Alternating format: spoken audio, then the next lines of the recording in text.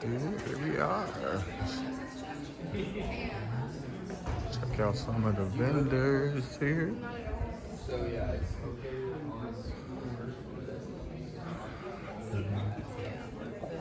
Sunday's gonna be the day we need to really.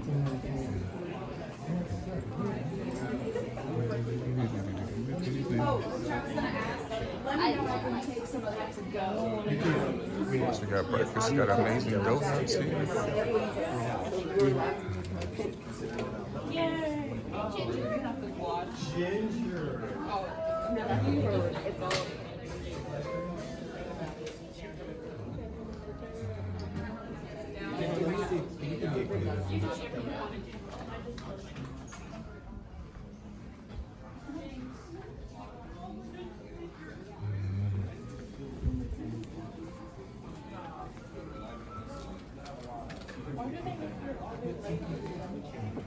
Any donuts from here are so good.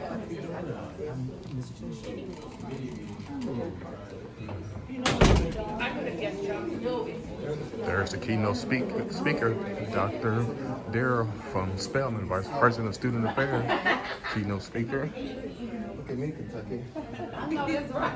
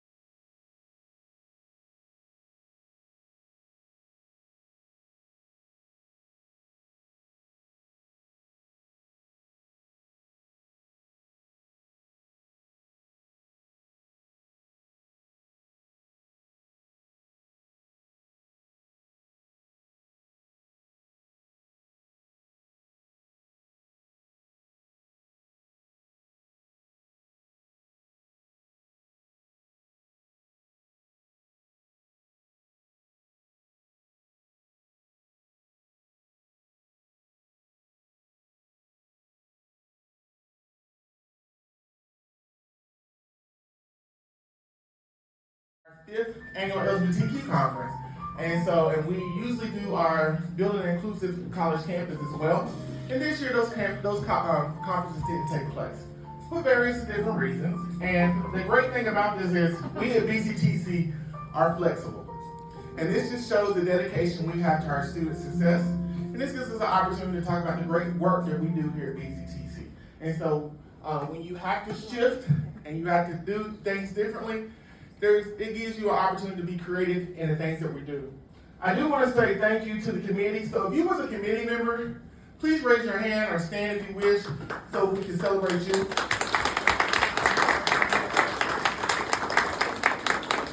I want to say thank you to Rayanne. So a lot of you, Rayanne doesn't get a lot of thank you. Rayanne does a lot of our PowerPoint. She puts the things together for us. She does a lot of the collaboration with a lot of the events that take place on campus. And so I just want to say thank you to her because I know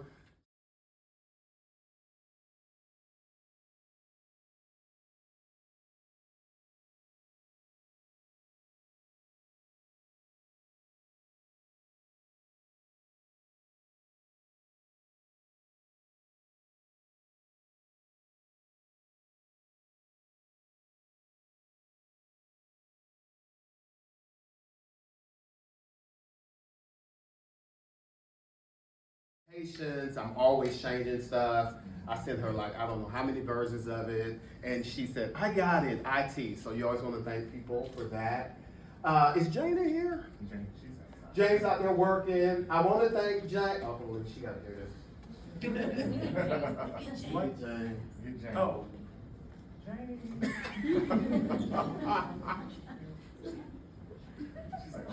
She's like, oh God. She's like, oh Lord.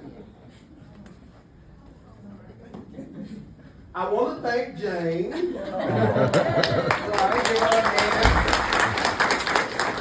I started my career, I was served in a role that Jane is in, and I can understand the rigors of doing that job, but doing that job reporting to people.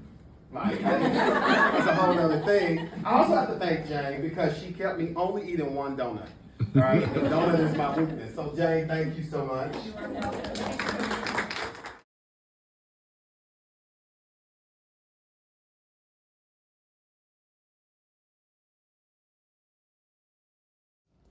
That is changing and throwing this on top of his head. Can any of you think about what that group is? It's a group of students that are changing that Are dynamic. they a special group like autistic kids or on the Boom. spectrum? Boom, boom. Our neurodivergent students.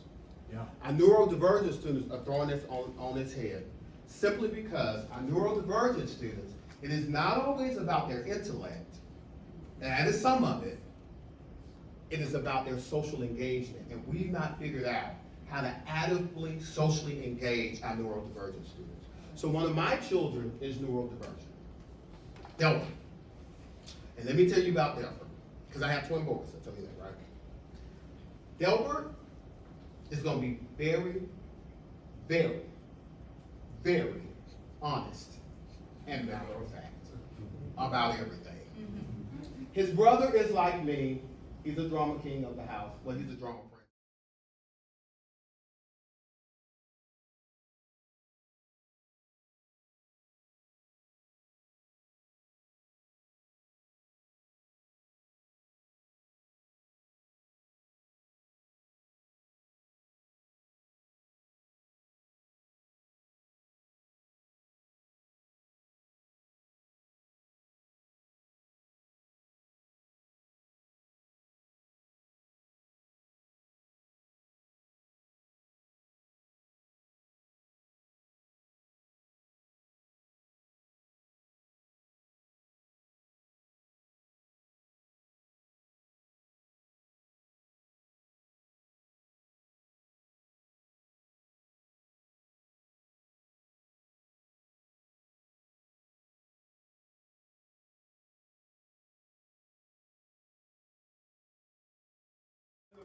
I got that much like You gotta watch it.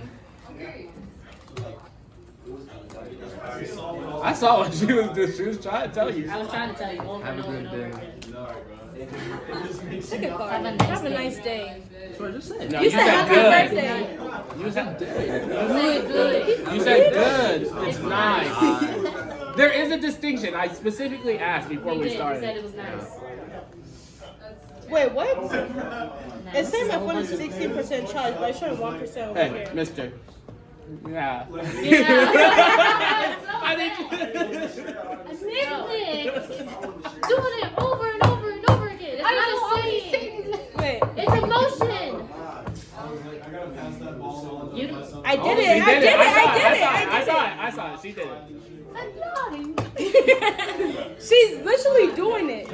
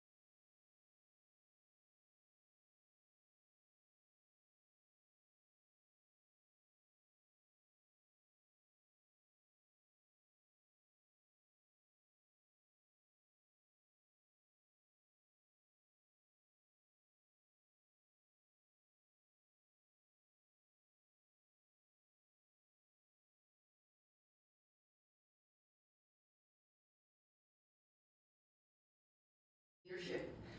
This is for student leaders and their advisors or anyone interested in one day serving as advisor. We'll share some some strategies with developing learning outcomes, so often with student organizations, folks may think, well, a student organization is not necessarily a classroom space, right? So how are their learning outcomes? But we're at a learning institution, inevitably there will be, right? Especially as folks share intercultural exchange. So we will also show you a little bit about how to integrate that into the classroom and give you all an example of some of the programs we've developed with the help of the student leaders here on campus over the last academic year and current.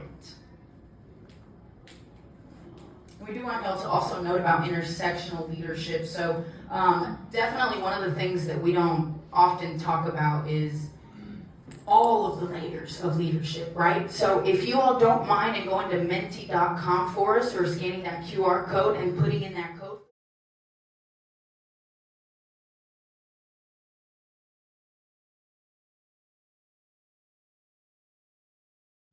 My journey has been crazy because even sometimes talk about to my mom because when I found out that I was graduating, I cried because it's been a long process for me because I did not know who I was. I was one of those kids and sitting in my room, like trying to make friends because I'm a very outgoing person. You can ask everybody over here that I'm a very outgoing person. If I heard there's an event over there, I'll go. Like I'm a very outgoing person. And then I love to go talk to people. I love to meet the people, and then I have to seek for help. If I wanted to be a leader, I couldn't. I didn't know everything. Sometimes that's why even we can take a politic. That's why president have vice president. They have the cabinet. They have the chief of staff to help them, and be a great leader to help them to run the country. It's the same thing with Dr. Finney. He's the president of our campus, of our school. He had people in his side to help him care about students, right? And if he wanted to be a leader, he had to have people on his side to support him. And if he did not have people on his side, he would not be succeed in what he's doing. So that's the same thing I had to learn that